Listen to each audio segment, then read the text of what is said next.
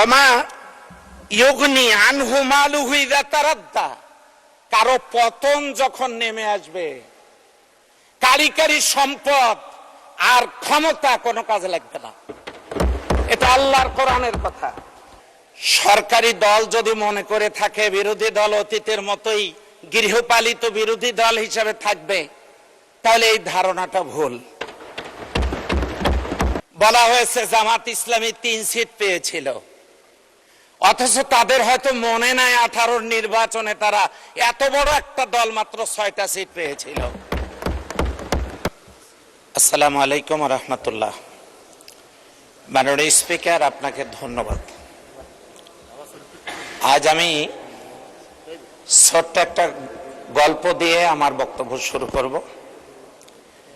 মশা তার বাচ্চাদেরকে নিয়ে সুযোগ বুঝে মশারির নিচে ঢুকে পড়ল।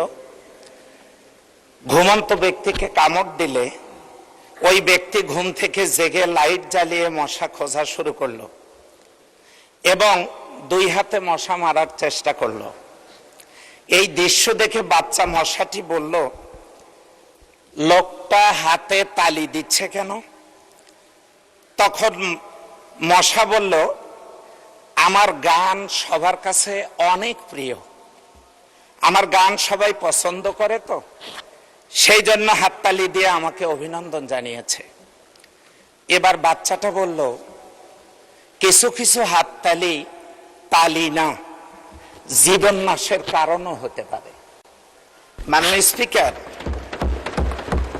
এই কথা বলার মধ্য দিয়ে বাজেট বক্তব্য শুনে যারা হাততালি দিয়েছেন আর বাজেট বক্তব্যে হাততালি শুনে যারা খুশিতে মাননীয় প্রধানমন্ত্রী বিরোধী দলকে নিয়ে যে বক্তব্য দিয়েছেন এবং হাততালি নিয়েছেন, ওই হাততালিগুলোর মাঝে জনগণের বিপদের ইঙ্গিতও থাকতে পারে।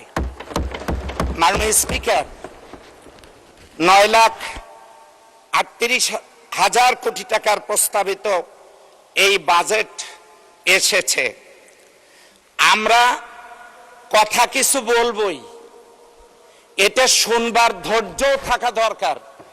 পার্লামেন্টের প্রথম অধিবেশনে বিরোধী দলীয় নেতা বলেছেন, সরকারের ভালো কাজের আমরা প্রশংসা করব, সুপারিশ করব, অন্যায় করলে প্রতিবাদ করব, কিন্তু আমাদের কথা শোনার ধৈর্যও তাদের নাই। মাননীয় স্পিকার, এই বাজেটে উচ্চ মূল্যস্ফীতির ঝুঁকি যা বাজারে তার প্রবাহ বাড়িয়ে সাধারণ মানুষের কষ্ট বাড়িয়ে দেবে। ব্যাংকিং খাতের ভঙ্গুর দশা এবং খেলাপি ঋণ উত্তোলনে কার্যকর কোনো পদক্ষেপ নেই। বেসরকারি বিনিয়োগ বৃদ্ধির জন্য যে অনুকূল পরিবেশ দরকার তা বাজেটে নেই। মাননীয় স্পিকার, সরকারি দল যদি মনে করে থাকে বিরোধী দল অতীতের মতোই গৃহপালিত বিরোধী দল হিসাবে থাকবে, তাহলে এই ধারণাটা ভুল। বিরোধী দলকে তুচ্ছ তাচ্ছিল্য করে অনেক বক্তব্য দেয়া হয়েছে। বলা হয়েছে জামাত ইসলামী 3 সিট পেয়েছিল, অথচ তাদের হয়তো মনে নাই 18 নির্বাচনে তারা এত বড় একটা দল মাত্র 6টা সিট পেয়েছিল। এরপরে তারা বলা হয় আমরা বেহেশতের টিকিট বিক্রি করি। এই সংসদে বলা হয়েছিল একজনের নামে প্রমাণ দিন। আজও পর্যন্ত তারা এই প্রমাণ উপস্থাপন করতে পারেন নাই। এই ভুয়া ঢোল বাজিয়ে চলছেন, জানি না এটা তারা কতদিন বাজাবেন। মাননীয় স্পিকার, আমি বিনয়ের সাথে বলতে চাই আমার এলাকার কিছু কথা। সেটা হচ্ছে এশিয়া মহাদেশের সর্ববৃহৎ কয়লার খনি আমার নির্বাচনী এলাকায়। বিদেশ থেকে উচ্চ মূল্যে কয়লা কেনার কথা বাজেটে এসছে, কিন্তু দেশের কয়লা দেশপ্রেম নিয়ে তোলার কোনো উদ্যোগ নেই। আপনার মাধ্যমে আমি জ্বালানি মন্ত্রী মহোদয়কে বলবো কয়লার খনি যেন উত্তোলন করা হয়। মাননীয় স্পিকার, স্কুল কলেজ বিশ্ববিদ্যালয়ের উন্নয়ন হোক, আমি তা চাই, কিন্তু সরকারি দলের পক্ষ থেকে একবারও বলা হয় নাই ইবতেদায়ী মাদ্রাসা, আলিয়া মাদ্রাসা, কওমি মাদ্রাসার উন্নয়নের ব্যবস্থার কথা তারা বলেন না। মাননীয় স্পিকার, সংসদ লবিতে ঢোকার সময় দেখি আল্লাহর প্রতি আস্থা এবং বিশ্বাস বড় ভালো লাগে, কিন্তু ওই কোরআনেই, ওই আল্লাহর নাজিল করা কোরআনেই আছে মাননীয় স্পিকার, যে ওমা ইউগনি আনহু মালুহু ইযা তারাদ্দা, কারো পতন যখন নেমে আসবে, কারিগরি সম্পদ আর ক্ষমতা কোনো কাজে লাগবে না। এটা আল্লাহর কোরআনের কথা মাননীয় স্পিকার। সেই কারণে